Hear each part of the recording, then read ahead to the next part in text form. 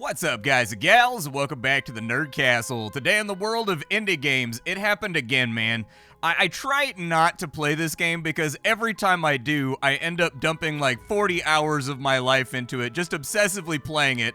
But the game has had a whole bunch of updates. We're checking out Doors of Trithius one more time. I know that sounds like a sad story, but when I'm focused on Doors of Trithius, it's very difficult to focus on all my other work projects that I have running. It just naturally takes over. I firmly believe that this is actually one of the better in-development RPGs on Steam. I see a lot of the same aspects to this title that I saw in games like Morrowind. It's definitely got an addictive bent to it, much like Caves of Cud. I really like the tile set. I really like the soundtrack. Pretty much everything about this game knocks it out of the park for me.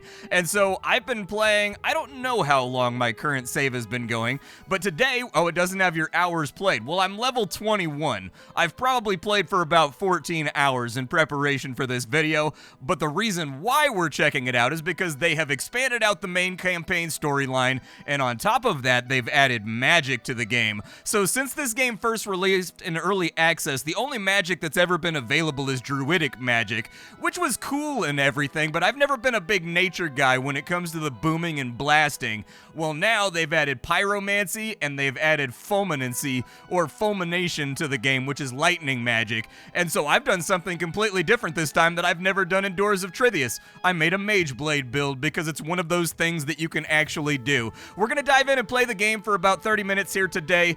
I'm going to talk about all the things I like about it because they are incredibly numerous. I think this game does just about everything when it comes to building an immersive world and advancing your character. I think it does almost all of it flawlessly while also interleaving all of those little aspects together so that you always feel like you're making some kind of advancement. But if after watching this you wanted to get the game for yourself, I got a link for you down below in the description where you can check out the early access. This is a very, very easy game to dump like 25, 35 hours into right now in the current early access build. I don't know how much they added onto the back end of the storyline. The last time I played the game, I had beaten most of the main storyline by the time I was around level 30. And then from there, it was just free roaming and doing the Morrowind thing where you level up your character. But either way, let's dive on in. You'll find a bunch of other Nerd Castle links down below just in case you wanted to give those the old saucy, spicy click. But let's break up the new year the right way by playing some sweet-ass RPG, shall we? So here we are in the middle of one of the towns. One of the things that I really, really like about this game is that the towns feel very alive. There's little festivals and vendors that move around inside of here. When you go out to the world map, if you right-click on any location that's inhabited by human beings, it will have a prosperity setting. The things you do in the game world actually affect that. So for example, you'll notice this dungeon down here is all grayed out. That's because I wiped it out because it kept sending attacks at this city that were grinding down its prosperity. And why does that matter? Well, as the prosperity of a city goes up, you get new vendors. They get better goods. Like, the city becomes more of a resource to you, which means that making a city your personal pet project to be kind of like your homeland, the place that you defend at all costs, is very much in your interest inside of this game. At the moment, I don't really have any jobs to go out and do, so let's see if we can fix that. I'm aware of the fact that the bartender over here is putting together a mercenary party that's supposed to go out and hunt some kind of giant. I'm willing to give that a go, so let's talk to him and let's see if we can take out a behemoth. Behemoths used to only exist in legend, but something has caused one to awaken. A group of adventurers is hunting him down. They're asking for the bravest warriors to join the party. I will join up with that. That sounds all right. Let's go ahead and see, actually, what kind of items should I bring? He said bring magic or something that can penetrate very, very thick armor. Now, I've got a feeling, I've seen these lindworm-looking things walking around the map. I'm guessing that's what they're sending us out to hunt right now. But my character is a spellblade. I specialize in swords and bucklers, but have no fear. In this game, you can do whatever you want. Every character can have every skill. You can wear plate mail while casting magic if you want to do that. You won't have very much mana pool, but you can absolutely do that if you want to. But we'll talk about skills a little bit later. Let's open this thing on up with a little bit of rowdy combat. So where are they meeting? They're meeting up there in the woods. All right, so as you move across the game world, you're going to have fatigue down here that you can see. Oh, we got like an enemy army in the way. Do I want to deal with that? There's also random events that can happen every single time you transition in between areas. But there's my first lightning spell that I've thrown out right there. I also have pyromancy at this point. I was a little bit worried that I wasn't going to be able to figure out how to get pyromancy in time for this video, but I did. I found a pair of boots actually that dropped randomly in a chest, and they gave me 1 fire attunement. In this game, you have to be attuned to certain gods in order to use their magics. So for example, if you want to have lightning magic, you've got to be attuned to Tyros. Same thing for fire magic, but it seems like it's actually distinct because I started the game attuned to Pyros from this voltaic signet that you start out with, but the boots, they unlocked the pyromancy tree, which by the rules of the boots, they have the same attunement that the voltaic signet has.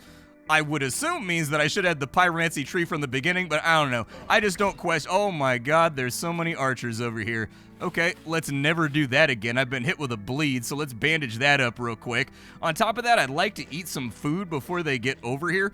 That way I'm set up for the fight. I'm gonna light this dude on fire, I think. Oh, he dodged it. Little cheeky bastard. Okay, well, I'll just zap him a little bit with lightning. I am wielding a legendary blade right now that has like an enormous crit chance on it. Like a legitimately large crit chance. I think, yeah, let's have you stand inside my lightning field because these guys are actually pretty dangerous. I'm not sure if I can take these guys, especially like in a straight open fight. We regenerate from the food that we just ate, but until we take down the rest of them that were hiding out here in the woods, we're going to have a little bit of a struggle on our hands. I'm going to hit him with a debilitating slash. That's going to lower his accuracy. You can see all of my abilities down here on my hotbar. If you've ever played an MMORPG, pretty standard fare stuff along this line, although I do like the fact you can customize this right here inside the options and make it like the size that you want to. I love that kind of stuff. Being able to tailor make your own UI experience is always, oh, really? Well, anyway, being able to tailor-make your own UI experience is always something that I enjoy. What I was oh-reallying about right there is that birds are not affected by fire because it's on the ground. I never noticed that before. We've got 2 hot claws. I am going to take both of those because the hot claws are going to be vital for us to make antidotes, I think. I can't remember, or maybe some kind of healing potion. I don't remember exactly what I need the hot claw for, but I know that it heals me and it gets rid of a debuff that would otherwise be pretty much permanent. Is that guy gonna shoot at me? He's not shooting. Okay. Well, like, let's just encase him. Oh. Let me see. So I'm gonna zap him right there. And then I think I'm going to stab at him a little bit. Really, I just want to keep him in the fire as much as possible because my character has multiple stacking damage over time opportunities with most of these bad guys. So like my sword and my build for melee fighting are highly optimized to put bleeds on the enemy, whereas fire also puts a whole bunch of damage over time on them. And so I need to get out of here. I'm going to jump over to this way to avoid any more arrows coming at me. I'm going to bandage up, which gave us a medicine level, which is really, really good. One thing you'll learn quick about this game, and one thing I like about this game, is that everything you do advances your character. Like, there is another bleed, dude, with the bleeds already. It's okay. If I stay in one spot, oh, he's behind the tree right there. Okay, well, let's light him on fire like so, and then I'll zap him with lightning. See if I can fish out a stun, but unfortunately I wasn't that lucky. I can't tell if I'm standing in fire right now because the dithering hasn't kicked in. As long as I don't move, I don't bleed though because of a talent that I have. Oh, I'm standing on top of, yeah, that's not great. Let me bandage all those wounds. I'm gonna lower his accuracy a little bit. And this guy's actually tougher than I expected him to be. There we go. We wall stunned him and he's down.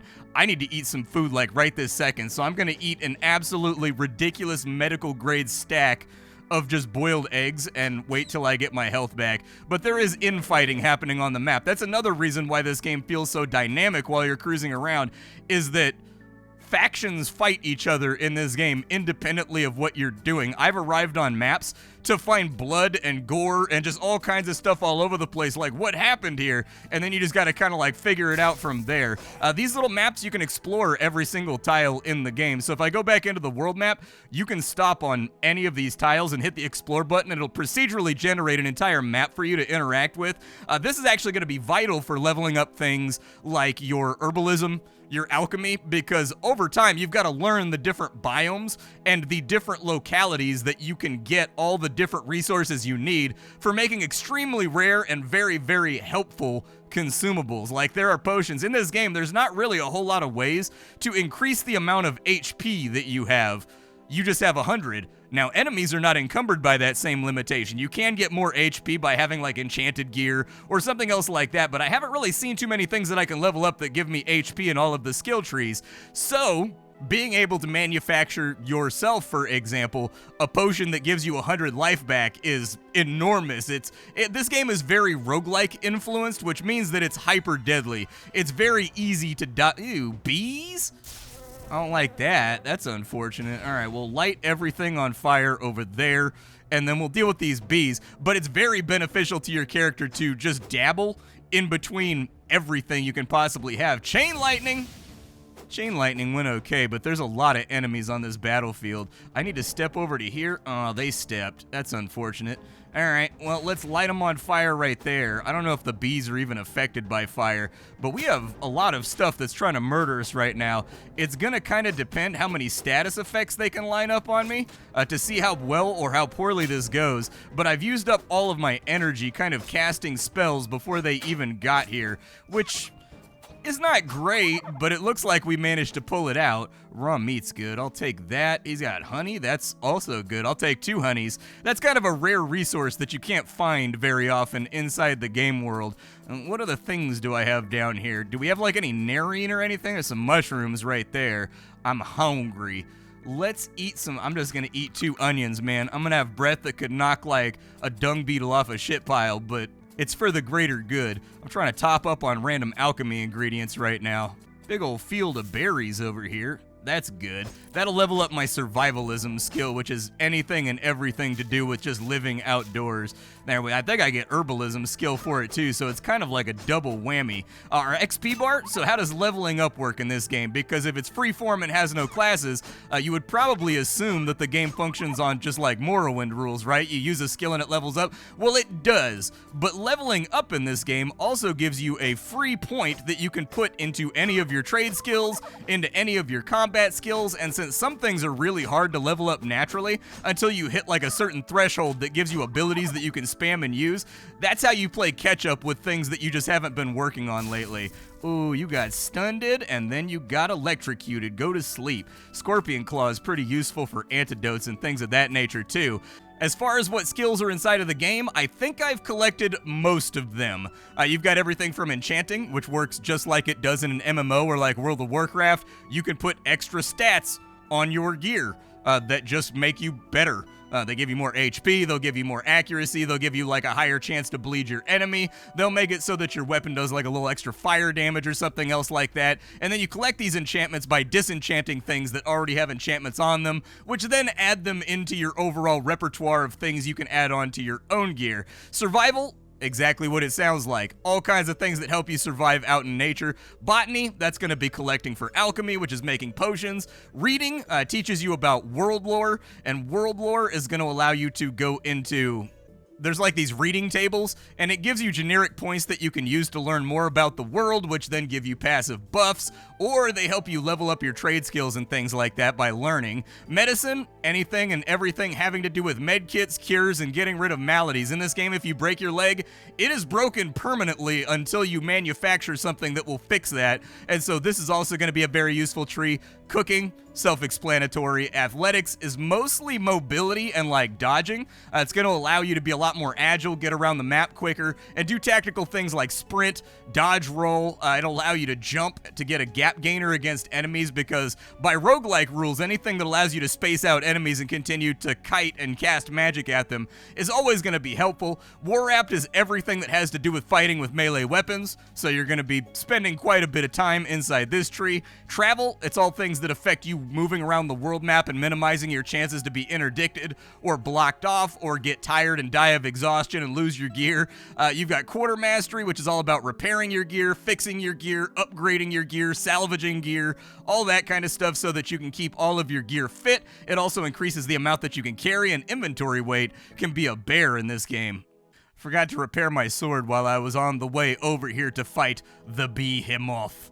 And so I figured my sword should probably be sharpened and ready to go before we tangle with anything. Is that the behemoth right there? It's gotta be, dude.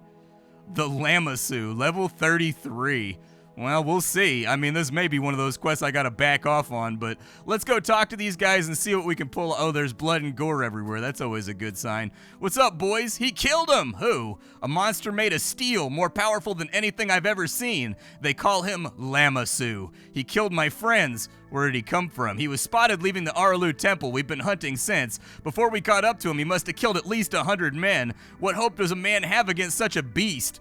I'll investigate the temple. If he came from the temple, who knows what else might be lurking there. Good luck, you're gonna need an army. I thought this was a hunting party, dude. I thought you guys were gonna come with me. Like, I definitely wasn't gonna use you as bait to tank the dragon while I ran around slinging magic at it and running for my life, alright? Well, they're not coming with me, which has really decreased my confidence in my ability to deal with a dragon. So it may be a good idea for us to find something else to do and maybe not get slaughtered by the dragon that takes up an entire map tile. There is a temple over there that we can investigate. We might find something useful inside of there. I do have a quest down here inside the Battle Park Caves to take out a guy named Eric the Reaper. That's a good opportunity to get legendary items. Oh, a bear. That's fun. Okay. Galvanic Bloom that dude? I'm gonna step back. I think he has a charge from what I recall. I'm gonna light a bear on fire. There we go. You be on fire for a second. And then I may also chain lightning you. I was fishing for a stun right there, but I didn't get it. I'm gonna debilitate him so that he aims worse, zap him with lightning, and then we'll see how many bleeds we can stack on Boo Boo over here. Old Yogi. We got 3 raw meat and 3 savage leather. Nice. So we got some tier 2 crafting reagents off of him and something that we can cook because I still need to continue working on leveling up all my different trade skills. But as I was saying, one of the things that they've added to the game is legendary items, things that are named. I'm wielding one of them right now. This is not a sword that you can just buy at a store. I got it off of a bandit lord that I killed down at the bottom of a dungeon, and man, that fight was brutal. I think I survived with like 3 HP left. Got a whole bunch of goblins over here. I'm gonna burn down their house because I'm just a menace like that. We'll go ahead and zap both of them with chain lightning, which got the job done. Nice. I'll take the egg, and then we've got raw meat, hot claw, definitely need that. Leather, don't really need that. I keep getting bothered while I'm traveling around the game world. So we've got a 3-skull quest inside of here. Do I have any splints? Because I would virtually guarantee, yeah, I got 4 splints. All right. Well, 3 splints now that I clicked one of them on accident, trying to favorite it up. That's a trap right there. Watch out for those. I've got a couple different survival skills that allow me to see traps early. And also, I have like a bare minimum chance whenever I step on a trap on accident to dodge out of the way of it. Very helpful stuff. A purifying elixir. That removes all status effects, so that'll be really helpful. Glad to have that. Oh my god, there's so many traps in here. Tomato and a carrot.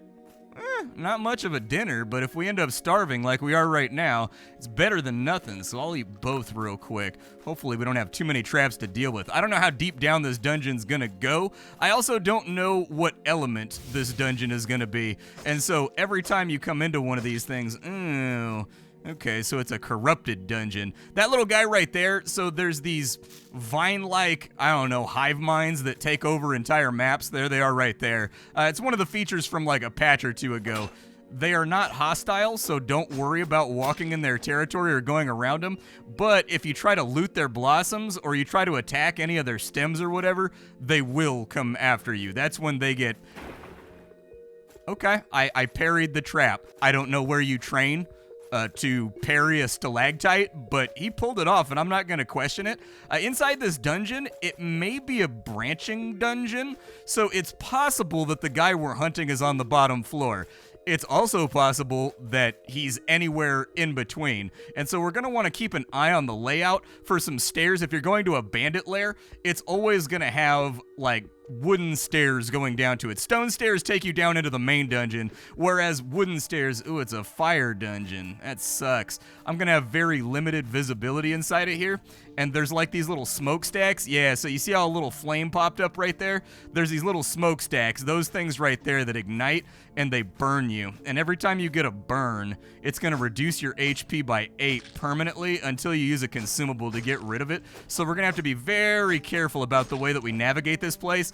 it is going to massively slow down our progress inside this dungeon because we've just got to like two-step in our Jordans all the way through here. And so it's like, I was hoping we got like an ice dungeon or like a nature dungeon, but nope, fire dungeon. There's our first burn. I do think these smokestacks are kind of like poorly designed. I'll explain why. You can't see them. So supposedly it's dark inside of this dungeon, so we can't see very well. That's why our sight radius is reduced. However, I think these are immune to fire. Oh, no, he's not. Never mind. All right. Well, I'm going to stab him in the face till he goes down. But they do light up, and fire comes out of the top of the smokestack when it's active. Basically, they toggle on and off, and you're supposed to sneak by while they're off. But while they're on, I kind of feel like they should reveal themselves and the entire room to the player, just due to the fact that they're throwing off ambient light. I think that fire spells should actually do the exact same thing. So like all of these little flames that are burning right here, they should be throwing light that lets me see further on into the room. It's one of those details that I got another burn. Okay, another burn. All right, all the burns in the world. So it was right there on the other side of the wall. I hate these dungeons so much, dude. These fire dungeons, I cannot wait till I get out of them. And as you can see, my HP has been reduced from 100 down to 76, which is not great. That's means that it takes one less crit to kill me, basically. These guys right here usually have pretty good loot, so I'm just going to tear them up real fast. I think I'll probably chain lightning right there because I think he was pretty close to death. The beetle wings are utilized for something, but I don't remember what. I'll have to look it up inside my almanac or inside my crafting menu because I know it does something. It's for some potion that's useful, but I can't remember what potion it makes. A little further north inside the dungeon right now. I think I would like to light you guys on fire. That way you're just boining a little bit. What accent is that from? You're like, boining love. Like, I remember like there's a bunch of songs from like the 70s and stuff where people have that accent where when there's like a UR in a word, they say it as like an OI. It's boining. Like, for the life of me, I know a lot of American accents. I have no idea where that one comes from. I think somebody on stream one time said it's from Baltimore or something like that, or like old Baltimore from like back in the day, but it's mostly gone away now. So we can take the stairs down. We do know that there's Zebronium on this floor, though. Like, Jabronium is like a super rare ore that you need to do gear refinement. If you're trying to take your gear and upgrade it and make it even better than it already is, there's a number of different minerals that you can only get out of these cave dungeons, and only if they have particular elemental affinities. And so I try to pick it up whenever I see it. Oh, this one's even darker. And it's still a fire floor, too. Not great. I could have brought a lantern with me, but unfortunately I'm stupid, so, like, what are you gonna do? I don't really want to chuck all my bombs on my burns just yet. Scrap metal might be helpful. Yeah, just go ahead and chain lightning them, and then maybe do that. He's stunned. This right here, my static lance, it gets an enormous boost to the amount of damage it does if an enemy's stunned. And so for the new magical schools, they all kind of have their own gimmick. So for Fulmination, the lightning tree, there's this thing called Galvanics. And basically what Galvanics does is if I cast a spell, you see I get a buff right here. It charges up my weapon with electricity. And the next time I hit something, if I have enough stacks, it does a bunch of bonus damage the next time that I hit them. And so Galvanics and melee fighting are actually natural bedfellows in this game. Oh, there's one of those things right there. I gotta back up till it stops burning. All right, grab everything out of the chest real fast. I'll take the shiv and the bandage, and then we'll cut north and hopefully get out of its range. I almost stumbled into that one. Ew. Somebody spit a flaming hot loogie on me, man. I can't judge because we've all been there when eating flaming hot Cheetos, but, you know, I would prefer you not do that. I gotta wait for the fire to go away before we can move forward. Another oh, no, we got another burning thing over here. I'm also specialized in dueling, so my character initially was supposed to be a two-handed character. I was going to run around with claymores because I've never done a claymore build in this game. I always go for, like, two-handed sledgehammers, battle hammers, mauls, maces, flails. I'm a big fan of the blunt damage. Always have been, always will be. But I was purposefully trying to do something different this time. He's dead. We got another smokestack right there. So I'm just going to wait a minute until it goes away. One of the downsides to static lance is that it only goes in cardinal directions, so I can't hit a guy diagonally with it when I would want to. All right, the flame's gone away. There's some jabronium over there. Definitely take that, even though it's heavy as hell. And it's one of those things that you can only, like, smuggle so much of it out of the dungeon with you when you're going through. I really should have thought about bringing a lantern. Chain lightning did okay right there. Yeah, get them all nice and stunned up. I don't want to step on my own sauce, though. Unfortunately, I do not have any talents or anything that allow me to not get shocked by my own AoEs. Oh, that one's inaccessible. You can't get to it. That's kind of a bummer. They're pretty rare. I think I've saved up like 15 or 20 of them just from playing the game for the last couple days, but I haven't got to the point yet where I'm upgrading my gear. This is probably like my 5th or 6th playthrough of the game, which actually, very, very rarely, I can name on one hand the amount of games that I've beaten like multiple times and like done all the content in. Like one of them is Shadowrun for the Sega Genesis. I pretty much yearly go back and play that game. There's Streets of Rage 2. I beat that every single year because I still have it on my Sega Genesis. All right, we're going to have to Soothing Balm up. But those are the last 2 of my bombs, so I'm going to have to save, and we're going to have to scum it if we get any more burns. What just happened? Oh, I got lunged by a bug. All right, well, chain lightning as much as you can. Drop that right there and then finish him off. I will take his wings. 10 gold's good. It's not much, but you know, you loot 100 chests with 10 gold in them, you're 1,000 gold richer. You gotta look at the macro, you know what I mean? That's a big part of financial responsibility. Let's cut up into the left, so there's another stairwell right here. Technically, we found our goal, but there is a non-zero chance that there'll be brown stairs on one of these floors that'll take us down to the boss that we're looking for. And so it actually does kind of behoove me. Don't talk to that. If you talk to that guy, he spawns like a million billion enemies on you, and I just don't feel like dealing with it right now. Static lance them down? Hell yeah. Ooh, big-ass chest? I like big-ass chest. What's in the big-ass chest? We got a ceremonial saber, some padded gloves, baked potato, some potato wedges. That's like somebody's lunchbox right there. I don't know. Maybe they're a big fan of just appearances. Is that one going to turn on? I was going to say, I got to check this room. But I don't want to do it while you're flaming wildly. You may have noticed that when I'm gathering things off the ground and whatnot, our XP meter goes up. That is very much a thing in this game. Like I said, this game is oh so satisfying just due to the fact that no matter what you do inside of it, you are building up your character. Everything gives you XP in this title. Everything makes you stronger. Everything is working towards something, and because your reward for getting stronger is a free skill point, you stunned me on your opening hit, you little bastard, and I'm stuck in fire right now. That's super not great. Alright, so you guys just be on fire for a second. Oop, I don't want to be on fire, though. Me being on fire is the opposite of what I desired. I didn't mean for that to rhyme, but you know what? I'm going to pretend like I planned it on out, and that's exactly what I want. Ow! I think there's another geyser down here because it just roasty-toasted me super hard. Yep, there he is. Alright, well, let's just keep cruising in a direction for right now. Left? Do you have what I seek? Wow, this is a really long hallway. What's up with this hall? I'm gonna save my game real fast. That's a weird bit of procedural generation that I can't say that I've seen before. It makes me feel nervous, like what's gonna be, oh, a dead end! Well, that's better than me being dead, so I'd rather the cavern be dead than me, so I'll take it. There it is. That's why I looked around. It can be very, very hard to see. So this is probably going to take us down into the treasure room. And then this right here, every dungeon has a treasure room at the bottom of it, which has a chest that may or may not have useful things inside of it. Dollars to donuts, that's going to be one of the only places you're going to be able to get magical gear. But let's take out this bandit real quick for our quest. Solid chance. He's going to have a legendary item, though, so we're going to want to be careful about that. Light him up with a little bit of chain lightning, and then light his dog on fire. He got a bleed off on the first turn. Upsetting. I hate that. I would like to freeze him in place, but my mana's not regenerating at a rate that I want it to regenerate at. All right, he's dead. I don't think that was our boss because the weapon that he was holding was fairly mundane.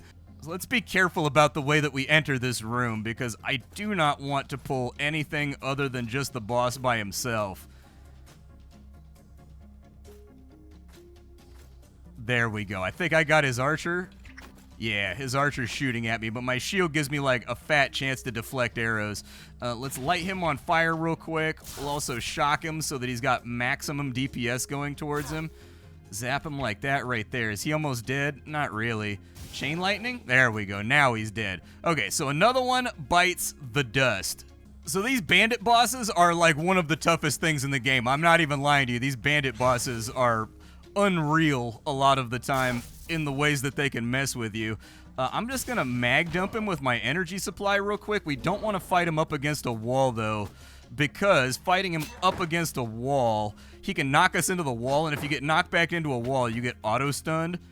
But he's gonna get a lot of stuns anyways because he's a flail build, and flail builds are a big pain in the ass to deal with, I'll be honest with you. Do I have anything supplementary that's gonna help me out here? I have a blink potion. That's going to blink me to a random spot inside the dungeon and maybe give me a second to, like, bandage. He is very fast. And get some energy back, maybe?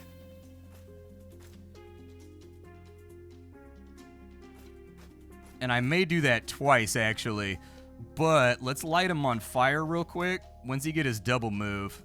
So put that on him right there. The fights can be incredibly strategic in this game.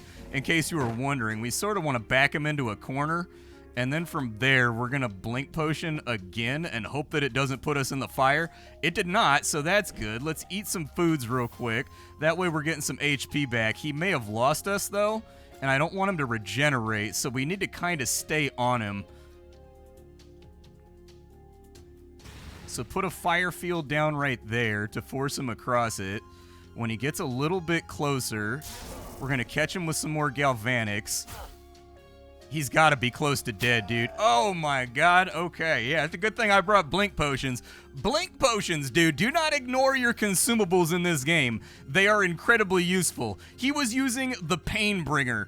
It is the highest damage weapon I have ever seen in the game thus far, and I've played the game a bunch of times. 9 to 40 damage on it. However, you only get one attack every 2 turns, so you'd have to even that out. You could do it. So there's a bunch of different armors in this game, and all the armors give you different stats. So, like, I'm focused on dodge right now. I found it to be kind of a mixed bag. Like, I have a lot of dodge on my gear. When it works really well. When it doesn't, you get smashed for like your entire HP pool, which is really kind of the problem with dodge builds. Always has been, always will be. Since time immemorial, relying on dodge has always been a little bit sussy, but we managed to actually skeef that one on through and barely survive it. Tough boss though, man. That flail right there, normally flails do not give you bleeds, but he's got a 6% chance to stun on every single hit, and then there's a whole bunch of things in the flail tree, which I'm guessing he has. So we didn't really go through these. So like masteries, you can master any weapon that you want, and every single tree has a skill tree in it. So like blades, for example, I've got 8 blades points right now that I just never utilized. Okay, I'm stupid. I always forget about this having its own talent tree. I also have 2 swords right now that I could play around with. I've got 15% bleed chance, and this is going to add more bleed chance, so I'll take that. We've also got fancy footwork, which is a stance. And what does that do? It looks like it gives us 12 dodge and 20 movement speed, and every time you dodge using this ability, it extends the duration. That's pretty good. I would say let's dump some points into it.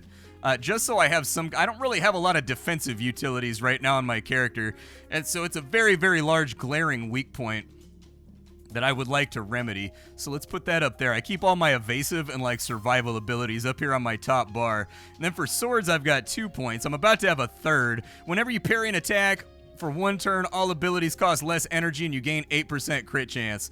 Yeah, I do like that. I think that sounds really nice. I'll take it. Why not? Let's throw that in there. We're about to get another point anyways, which I'll probably use to take my attack speed up to plus 30 with swords. This game uses the exact same rules as every other roguelike, where 1 turn is 100 units of time. And so if your weapon has an attack speed of 110, and then you add 25 onto that. That means that every 3 turns, you're going to get a free attack. That other people, they don't get that attack unless they have a similar amount of stack speed as you do, effectively giving you multi-attack. And multi-attack is real good for establishing dominance on the battlefield. These regrew already? Really? I find that surprising. Don't forget about your treasure on the bottom floor, if this even is the bottom floor. Is it the bottom floor? What's in here? Is there something in here? Okay, big-ass chest. I'm all right with big-ass chest. Big-ass chest is the kind of thing I was looking for. Now, we got a locket. That'll sell for good money. A boiled egg that's been sitting in there for God knows how long. We've got Blood Gamble, which is an ability scroll, which will add a new ability to the Axes tree. There's Vanguard Plate Mail in here, which is really good if you're running like a heavy bruiser build. And then a little bit of gold and an antidote. We managed to make it through the dungeon. We defeated it. So if we go back to the surface, which you can do with a single button press, you'll notice this is now grayed out. That means if it had attacks, so for every dungeon that's inside a certain radius of a city, their prosperity goes down day after day. Like every week or so, their prosperity goes down. Then on top of that, for certain things like goblin lairs, they'll send attacks out, and they have their own armies, but the weaker a city is, the less army it has, which means that they can get bulldozed and cities can get like burned down, and then they become useless to the player for like a long period of time, a la something like Mountain Blade Warband. And so I prefer to avoid having that happen. Let's save now that we're out of here, and let's go back to town and get our paycheck. I don't remember who I took this quest from. It was somebody inside of here. Was it you? Nope, it was one of these adventurers. There he is. I killed Eric the Reaper. We got ourselves a little bit of gold. We got 100 wisdom, which for all intents and purposes in this game is XP towards your general bar. We also got a level up, so I've been renting this inn room basically permanently. You can do a deep sleep. You're going to dream when you have deep sleeps, and that's when you get your skill point that you can add to any tree to be applied where you want to use it. I'll probably go with War Apt for right now, because War Apt is the one thing that I have not been using a whole lot, because all of my abilities for War Apt are for two-handers, but then I got a legendary sword, and I was like, well, I'm already leveled up in swords from using claymores, so like, I'm going to swap over to that for a little bit with a buckler, because it's just flatly faster and better than just the generic sword that I was using. I still have it stored inside of here. I keep taking bandit hunting missions in the hopes that I'll get a legendary named sword, but it hasn't happened yet. I've gotten everything but that. Legendary flails, legendary daggers, legendary mauls, legendary this and that.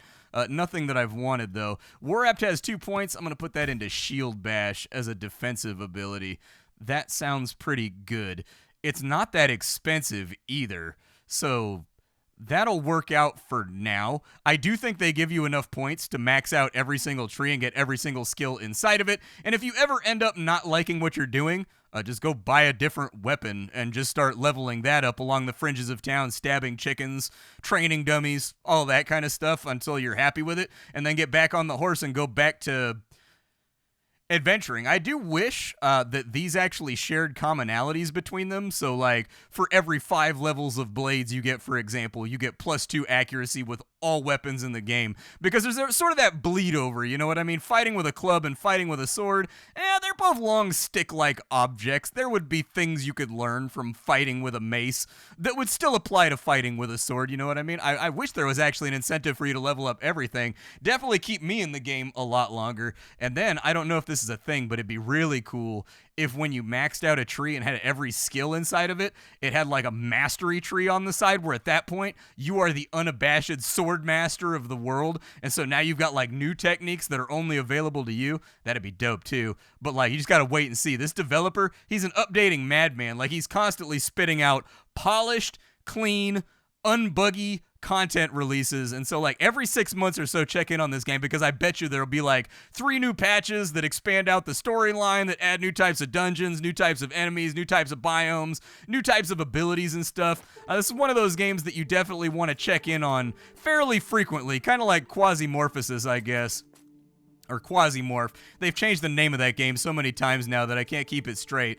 But how much does a house cost? I want to buy a house.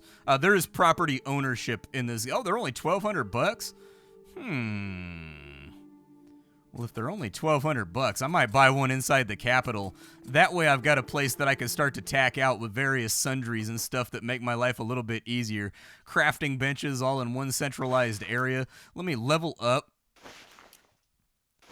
my quartermastering by breaking apart all of the cheaper stuff that we took out of the dungeon. I think I also need to, like, repair my gear as well, and so I'll repair that real quick. I don't have the stuff to repair a lot of these things down here, and the blacksmith won't repair them until they have like a little hammer icon on them, and so I'm sort of cruising close to the edge at the moment. If you're not a big fan of durability in video games, don't worry about it here. The early game weapons break really, really quickly, and the early game armors do, but as you get further on into the game and you start to get more advanced products that you're wearing, they don't break quite as often.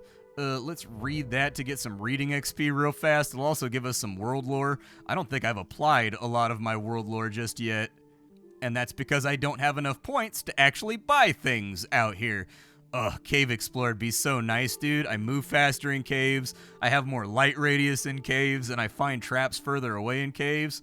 That'd be really nice. I'd like to have that. That'd be very helpful. But alas, I've just got to read more and become even further literate. I must become the literacy lord of this land. I'll be like my wife. My wife has read like 180 books this year. My wife is a big-time bookworm. She reads books basically daily. She like churns through them. Let's see, what else do we have to do here? This guy's a gremlin researcher over here. Oh yeah, he wanted me to bring him some kind of gremlin potion or something like that.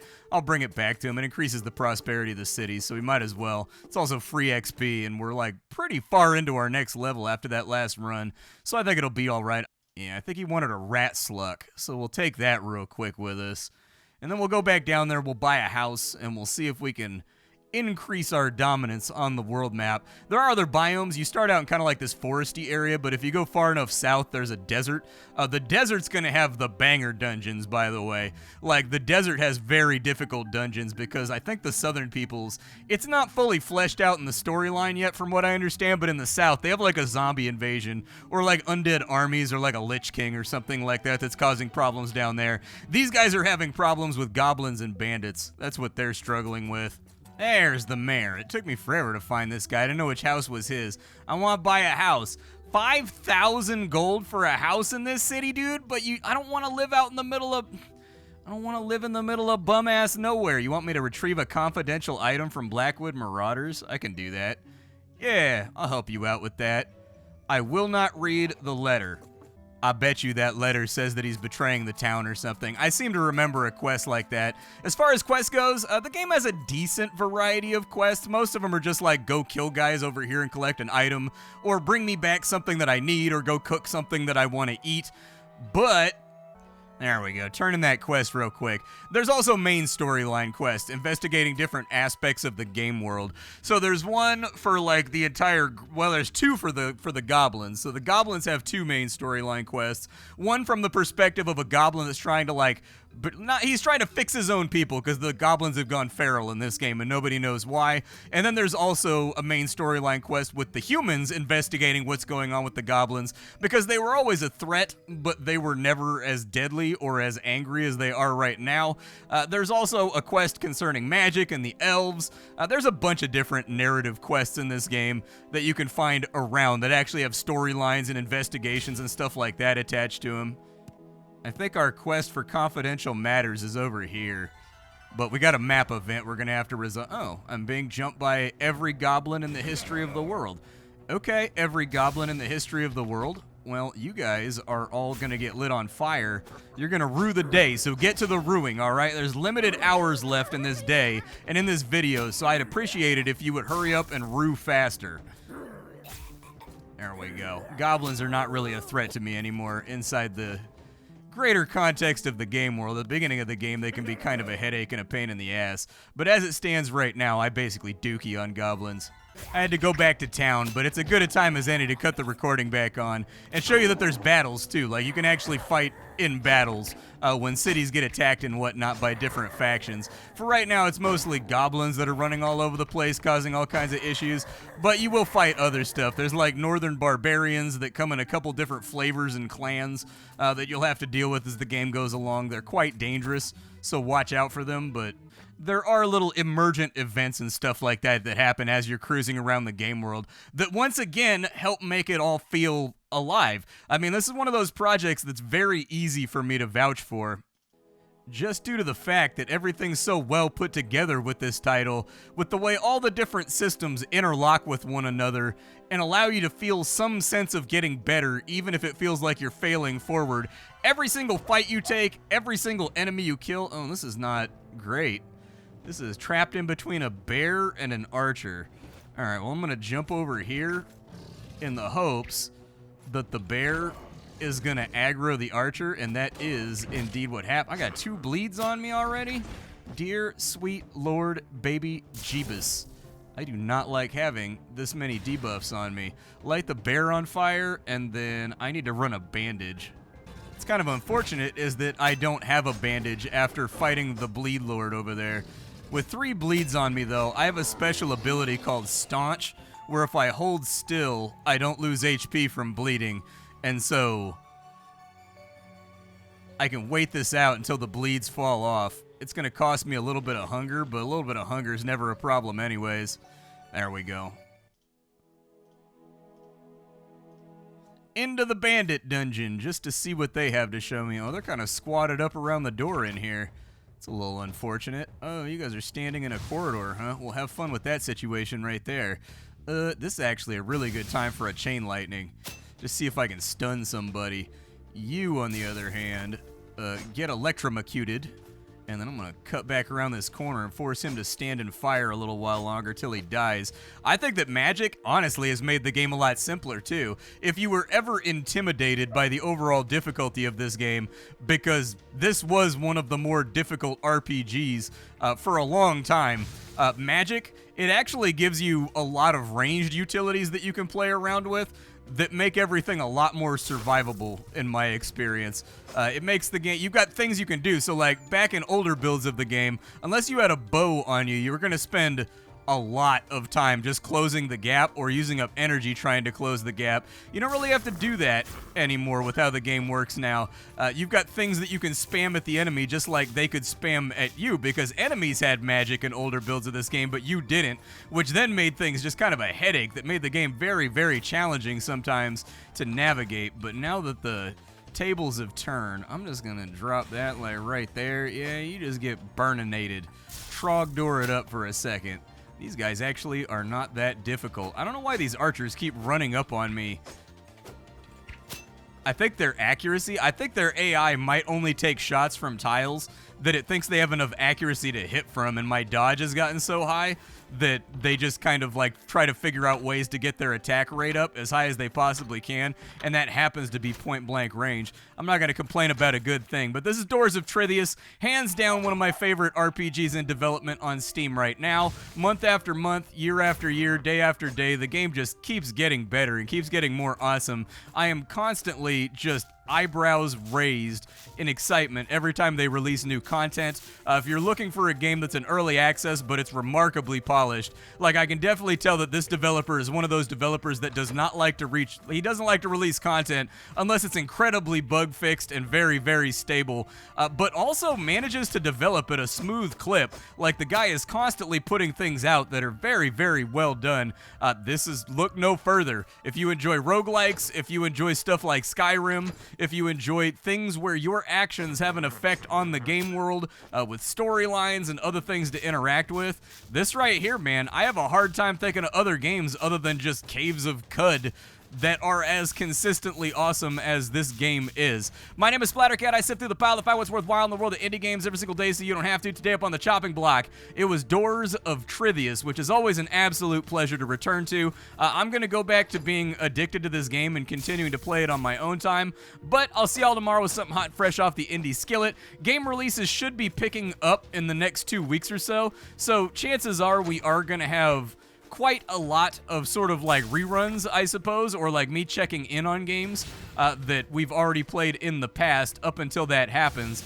But I'm going to try to keep it to like the ones that excite me, the ones that I'm excited to interact with. And so I'll see y'all later. Thank you for stopping on in. That's all I got for you folks, and I'll catch y'all later.